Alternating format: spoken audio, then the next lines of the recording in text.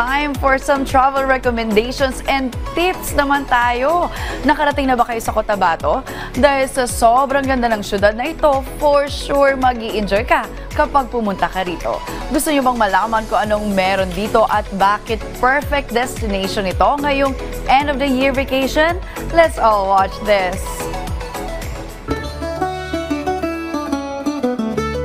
Cotabato City ay isang lugar na kadalasang na-overshadow ng takot at maling reputasyon. Ito ay may malalim na kasaysayan at mayamang kultura. Ang Cotabato City ay taliwas sa mga lumalabas sa balita na magulo, nakakatakot dahil dito sa amin, Muslim, Kristiyano, Chinese at saka mga indigenous peoples ay nagkakaisa, nagkakasundo at higit sa lahat nagmamahalan. Lingid sa kaalaman ng marami, napakaraming maiaalok ng lungsod na ito bukod sa pagiging puso ng BARM. Dito nagsasama-sama ang mga tradisyong Muslim at katutubo. Makikita rito ang Grand Mosque of Cotabato o mas kilala bilang Sultan Haji Hassan al-Bolkiah Mosque.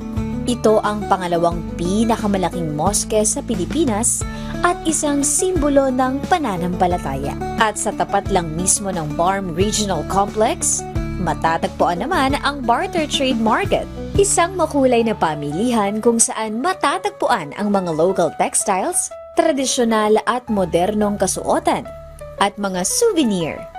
Isang magandang lugar upang mas mapalalim ang inyong pag-unawa sa kultura ng Cotabato.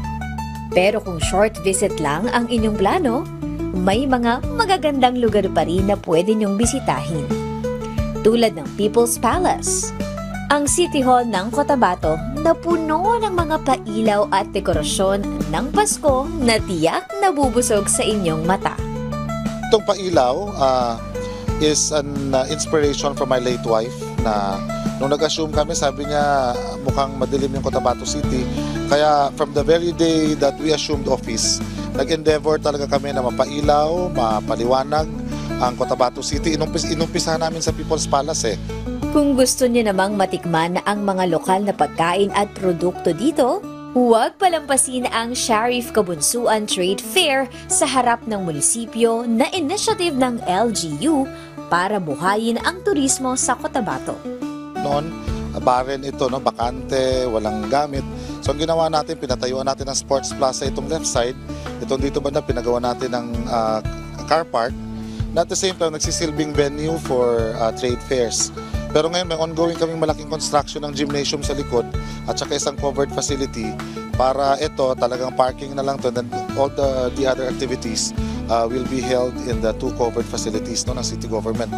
Sa mismong People's Palace pa lang, kitang-kita na ang mga pagbabago sa lungsod na nagsisilbing isang simbolo ng pag-unlad. Kaya naman, if naghahanap kayo ng adventure, historical experience, at moderate, then Cotabato City is the place to be.